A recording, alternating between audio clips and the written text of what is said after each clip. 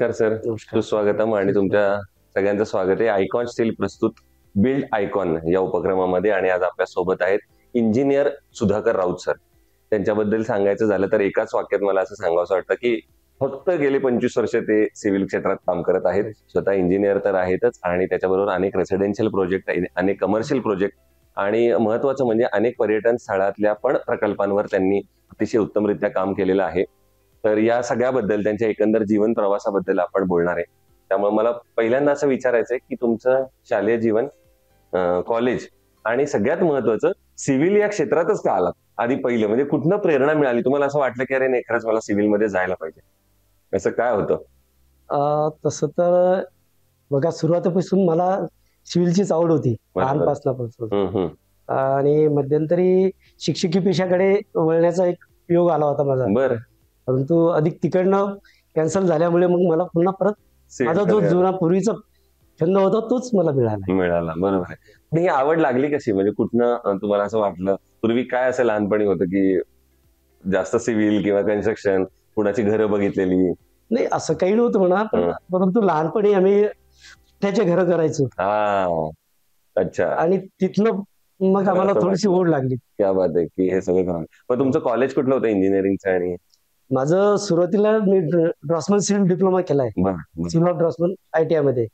त्यानंतर आमचे ठोंबरे सर होते, ते प्रायव्हेट पॉलिटेक्निक होतं तेव्हा. काही 95-96 ला काही एवढे कॉलेजेस नव्हते. बरोबर. त्यामुळे मग मी त्यांच्याकडे त्या कॉलेजमध्ये आम्ही एक डिप्लोमा पार पाडलाय. बरोबर. पण मग जेव्हा बऱ्याचदा असं होतं की आपण पास आउट होतो, आपण शिकलेलो असतो आणि त्याच्यानंतर आता प्रॅक्टिकल काहीतरी करण्याची पहिल्यांदा वेळ येते. तर मग तो पहिला प्रोजेक्ट कसा होता किंवा ती सुरुवात कशी होती? व्यावसायिक सुरुवात कशी झाली? ऍक्च्युअल सुरुवात तर अशी खूप संघर्षमय झाली. कारण सुरुवातीला आम्हाला छोटे छोटे प्रोजेक्टच मिळायचे. बरोबर. कारण तेव्हा सिव्हिल फील्डला थोडस तेव्हा मार्केट नव्हतंय. बरोबर.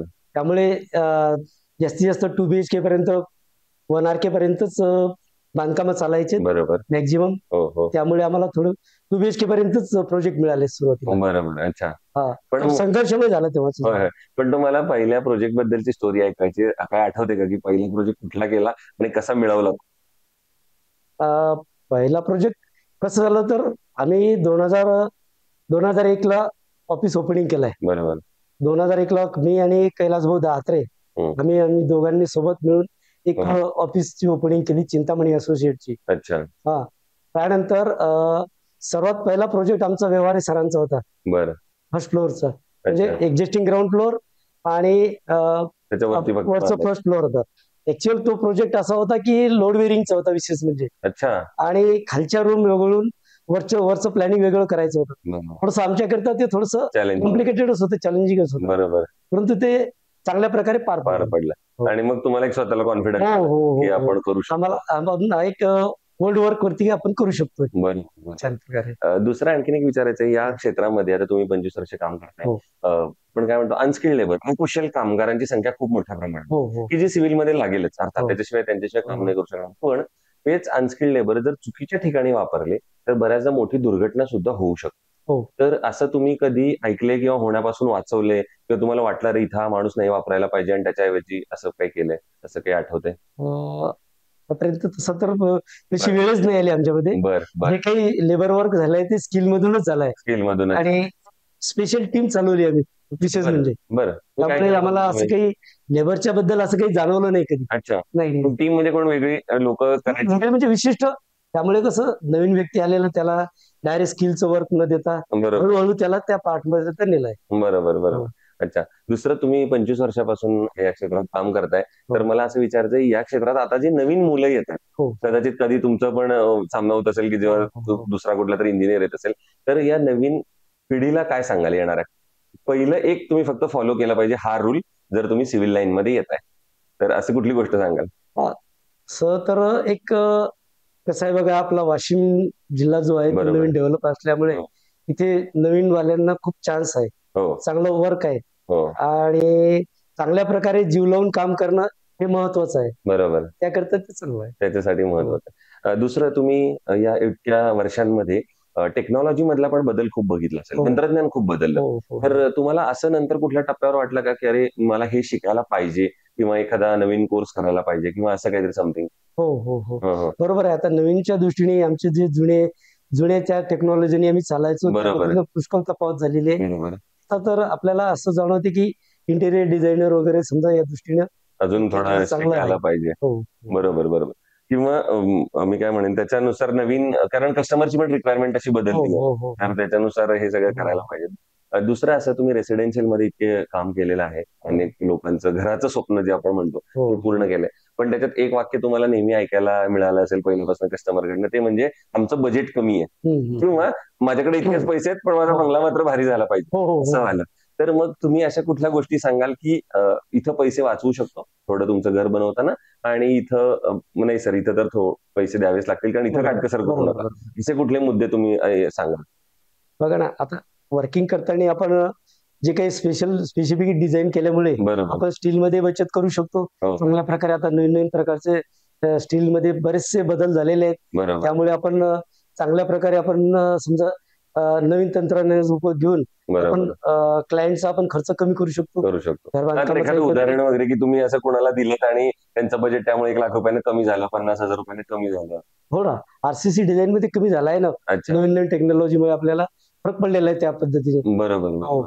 पण मला वाटलं असं एखादं उदाहरण तुम्हाला आठवतंय किंवा अशा प्रकारचं उदाहरण जर घ्यायला गेलं तर आम्ही भावना संकुल करत होतो, बर इथे निर्मिती करत होतो, बर. तेव्हा अनुभव आलाय तो स्टीलचा. अच्छा हो अच्छा हो तेव्हा 550 तेव्हा सुरुवातीला स्टार्टिंग झालं होतं अच्छा. तेव्हा. हो आणि तेव्हा तुम्हाला फार हो आवड हो गेली. हो हो दुसरं तुम्ही आणखीन एक असं मला विचारायचं, तुम्ही इतक्या वर्षात पूर्ण वाशिमची पण एक डेव्हलपमेंट बघताय, हो नवीन लोकांची होणाऱ्या घरांची डेव्हलपमेंट बघताय. हो. या सगळ्यामध्ये एक गाव म्हणून किंवा एक जिल्हा म्हणून इंजिनियर कशा प्रकारे या सगळ्या डेव्हलपमेंट मध्ये मदत करू शकतो? कारण तुम्ही त्यातलेही काही प्रोजेक्ट केलेले आहेत, हो गव्हर्नमेंट हो प्रोजेक्ट, हो त्याच्यावरही काम केलेलं. तर बरोबर आहे. तुम्हाला काय वाटतं की इंजिनियरचं काय कॉन्ट्रीब्युशन त्याच्यात असू शकतं? कसा सहभाग इंजिनियर देऊ शकतो, तर करायला पाहिजे? करायला बरोबर आहे. शहराच्या सौंदर्यीकरणामध्ये स्थानिक इंजिनिअरिंग लोकांचा सिंहाचा वाटा आहे. वा.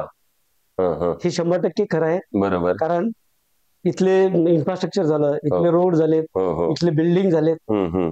ज्या पद्धतीने आपण डेव्हलप करू, एक आकर्षक करू, त्या पद्धतीने आपला वाशिम शहराचा विकास, वाशिम शहराचा चेहरामोहरा चेंज होईल. त्या बरोबर. पद्धतीनं आमचा सिंहाचा वाटा राहील त्यामध्ये. Very good very good. दुसरं, तुम्ही इतके वर्ष आता काम करताय, तर तुम्हाला काय वाटतं साधारणपणे या क्षेत्राचं भविष्य काय असेल?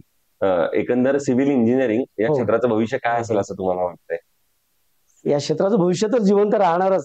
ही सिव्हिल ही फील्ड जिवंत आहे. वा. कारण ही जी फील्ड आहे ही नेहमी कार्यरत राहणारी आहे. बरोबर. कारण घराची रिक्वायरमेंट कोणाची संपणारच नाहीये. हो हो. कारण प्रत्येक वेळेस प्रत्येक म्हणजे जशी लोकसंख्या वाढून राहिली तशा पद्धतीचे घराची रिक्वायरमेंट वाढणारच. बरोबर त्या बरोबर. पद्धतीनं ही फील्ड भविष्य चांगलं राहणार आहे. भविष्य सिव्हिल इंजिनिअरिंगला चांगलं हो आहे. दुसरं आणखीन एक विचारायचंय, म्हणजे प्लॅनिंग हा सगळ्यात महत्वाचा भाग असतो. आपण जो पूर्वी प्लॅन करायचा, तुमच्या तर ड्रॉइंग असेल, कागदावर वगैरे तुम्ही हो करायचे. हो आता तर ते कॉम्प्युटरवर करतात. कॉम्प्युटरवरती आहे. पण प्लॅन किती महत्वाचा असतो कुठलेही कन्स्ट्रक्शन करताना? सर्वात महत्वाचं तर प्लॅनिंगच आहे सर. पण ते बऱ्याचदा बदलताना पण दिसतो, नंतर हो, कस्टमर हो, बदलतो. हो, तर हो. त्याबद्दल काय सांगा? पण कसं होतापर्यंत एक जे स्टँडर्ड पद्धतीचे जे रूम साईज आहेत, ज्या आपण प्लॅनिंग करतोय त्या बरोबर पद्धतीचं आम्ही स्वतःपर्यंत क्लायंटला कन्व्हर्शन करण्याचाच प्रयत्न करतोय. बरोबर त्यांच्याकडून त्यांचं मतपरिवर्तन बरोबर. करण्याचा प्रयत्न करतोय.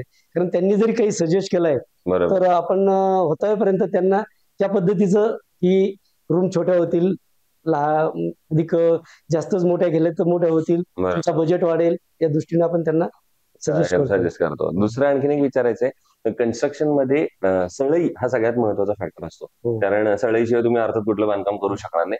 तर सळई निवडताना तुम्ही रेसिडेन्शियल प्रोजेक्ट मध्ये पर्टिक्युलरली काय सांगता कस्टमरला की कशी सळई निवडली पाहिजे, किंवा स्वतः तुम्ही कुठल्या प्रकारची सळई निवडता? हे बघा, सळई निवडताना आपण तर सुरुवातीला त्याची डेन्सिटी वगैरे चेक करूनच आपण सुरुवातीला आपण डेन्सिटी पाहतो. हो पहिली चेक करतो. हो, बर हो, बर. हो. नंतर आणि त्याची लवचिकता वगैरे बघून बर होतापर्यंत अशा पद्धतीचं आपण स्टील प्रोव्हाइड करण्याचा प्रयत्न करतो. बरोबर बरोबर. मग दुसरं त्याच्याशी रिलेटेड असा प्रश्न आहे, आयकॉन स्टील बरोबर यापूर्वी कधी काम केलंय का तुम्ही? आयकॉन स्टील वापरलंय कधी तुम्ही कुठल्या हो कन्स्ट्रक्शन? हो पुष्कळ प्रोजेक्ट मध्ये वापरलेला आहे. बरं बरं. मग आयकॉन स्टील या एकंदर कंपनीबद्दल, त्यांच्या प्रॉडक्ट बद्दल किंवा त्यांच्या असलेल्या सर्व्हिस बद्दल तर काय अनुभव आहे तुमचा एकंदर? आम्हाला जेव्हा जेव्हा अडचण पडते तेव्हा आयकॉन स्टीलची सर्व्हिस खूप छान प्रकारे आहे. बरं. आणि पुष्कळ प्रोजेक्ट वरती आमचे आयकॉन स्टील युज केलेलं आहे. अच्छा, बरं बरं. त्यामुळे तुम्ही एकदम सिलबाजार साईडला तर खूपच आहे आमचं. अच्छा, मॅक्झिमम. बरं बरं बरं. हो, इथलं आहे, इथे पण आहे. अच्छा. हो हो हो. मगाशी तुम्ही बोलता एक पर्यटनाच्या पण प्रोजेक्टचा उल्लेख केला हो तुम्ही जो हो केलाय. हो तर मोठा हॉल असतो हो. तो तुम्ही त्याच्यात केला. त्याच्यामध्ये बऱ्याच बीम येऊ नयेत अशी पण काळजी. हो हो. ते कसं प्लॅनिंग किंवा कशी तुमचं होतं तेव्हाची अडचण काही आली का, काही आव्हान वाटलं ते करताना? नाही, ते अडचण आम्ही तेव्हा असिस्टंट डिझायनर करून एमई स्ट्रक्चर कडून डिझाईन करून घेतलं. हा बनवली होती. बर. आणि सिलबाजारला तो प्रोजेक्ट केलाय आपण चिखलीला. अच्छा. कोंडोलीला केलेला आहे. अच्छा. असे देवस्थानच्या ठिकाणी, पर्यटन स्थळाच्या ठिकाणी केलेले आहे. चालेल बाबा. तर हे होते इंजिनियर सुधाकर राऊत. मी म्हटलं तसं त्यामुळे फक्त 25 वर्ष त्यांनी या क्षेत्रात काम केलेलं आहे.